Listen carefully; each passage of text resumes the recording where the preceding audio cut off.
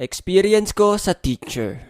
Okay, bago ako mag-share ng mga kwento, gusto ko lang sabihin sa mga bata nating viewers dyan na nag-aaral pa sa school, wag na wag nyong gagayahin kung ano man ang mapapanood nyo dito sa video na to, okay? Inuulit ko, wag na wag nyo kaming gagayahin ng mga kuya nyo kasi masisira ang buhay nyo. Subscribe! Sana all! Unang kwento. Naranasan nyo na bang mabato ng eraser ng blackboard? Masakit ba? Ako kasi naranasan ko na. Hindi nga lang tumama sa akin, kundi sa classmate ko. Sa loob kasi ng classroom, hindi natin maiwasan makipagkwentuhan sa katabi natin. Lalo na kapag may gusto kang ikwentong nakakatawa. Tapos tropa mo pa yung katabi mo. Di finish na. So habang nagkukwentuhan kami nung katabi ko, kinakalabit na pala ako nung nasa harap namin. Tapos sinabi niyang, "Uy, Jen, tinitignan kayo ni ma'am. Tumigil ka nga, nagkwekwentuhan kami dito eh." Ayaw niyong tumigil, ha? It was at this moment that he knew. He fucked up. Ma'am?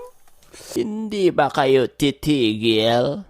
Sorry, masen. Ako dapat sana yung pupuntiryahin ni ma'am. Pero sumablay ata siya at yung classmate ko yung tinamaan. Pero kahit sino siguro sa amin ang matamaan, okay lang sa kanya kasi parehas kaming maingay. Pagkatapos nung nangyari, natatawa ako kasi parang naging lolo yung classmate ko. Tumama kasi yung eraser sa ulo niya, tapos yung mga powder ng chalk napunta sa buhok niya.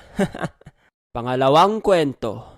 Nakaupo kami ng mga tropa ko sa loob ng classroom. Tapos may diniliver silang newspaper na gawa ng mga journalist sa school. Tapos binigyan kami tigi-isa. Sa sobrang boring nga, tapos wala pa kaming teacher nung mga time na yon. Etong tropa kong loko-loko, niroll niya yung newspaper tapos pinagpapalo niya kami. Syempre, hindi tayo papayag na hindi tayo makagante. Niroll ko din yung sa akin tapos bumawi ako. Habang naglalaro kami ng paluan, hindi namin namalayan na halos kalahati ng klase sumali na rin sa paluan. So parang naging rambulan ng paluan yung nangyari. So habang nagsasaya kami, nagsumbong yung isa naming classmate sa teacher sa kabila. "Mamo, sila Jen, sinisira nila yung newspaper." At pagdating nung teacher sa kabila, "Sinong nagpasimuno nito?" Nagulat kaming lahat tapos tinuro namin yung loko-loko kong tropa tapos pinatayo niya sa harap. "Sinong kasama mo sa pakikipagpaluan?"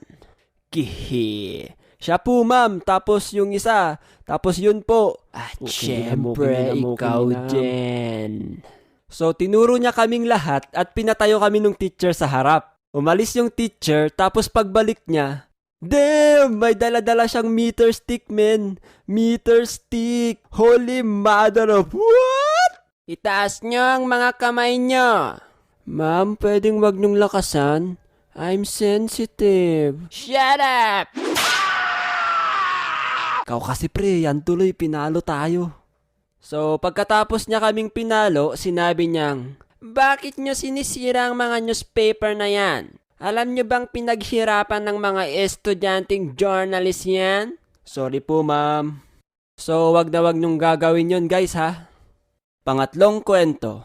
Natutulog ako noon sa English subject namin. Antukin kasi ako nung mga panahon na nag-aaral pa ako. Siguro kung may award lang ang laging tulog, siguro ako na yung top 1. Laging tulog award goes to Jen!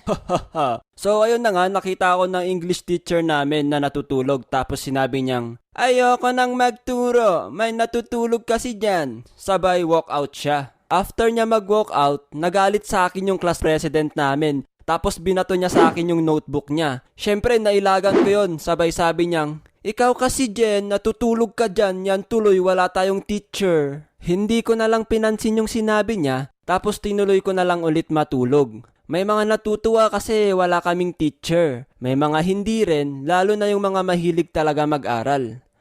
Pang-apat na kwento. First day ng klase noon, tapos late ako. Shout out sa mga laging late dyan. So wala pa kasing seating arrangement kapag first day, di ba? So ayun, late nga ako. Tapos yung mga upuan sa likod ay may mga nakaupo na. Syempre, bakante yung nasa harap. Tapos no choice na ako. Doon na ako umupo. Ay! Tapos dumating na nga yung teacher namin. Tapos sabi niyang, Okay, bago tayo mag-umpisa, gusto ko lang sabihin sa inyo na ganito ang magsuot ng uniforme. Sabay hatak sa akin. Hindi ko alam bakit sa dinami-dami pa, bakit ako pa? Dahil ba sa nasa harapan ako at malapit lang ako sa kanya? So ayun na nga, pinatayo niya ako tapos biglang... Why are we still here? Just to suffer? My God! Hinawakan niya yung singit ko, men. Tapos sabi niyang, ganto ang magsuot ng uniforme. Hindi yung lawlaw, dapat yung sakto lang. Tinatawanan ako ng mga klase ko habang ako nakatingin sa kamay ng teacher ko. Gusto kong sabihin sa kanya na, Ma'am, nahawakan niyo po yung balls ko. Kayo ba guys, may mga na-experience ba kayo sa mga teacher nyo? Pinagalitan na ba kayo? Pinalo? Pinahiya? Kung mayroon, ay i-share nyo lang yan. I-comment nyo sa baba para mabasa nating lahat yan.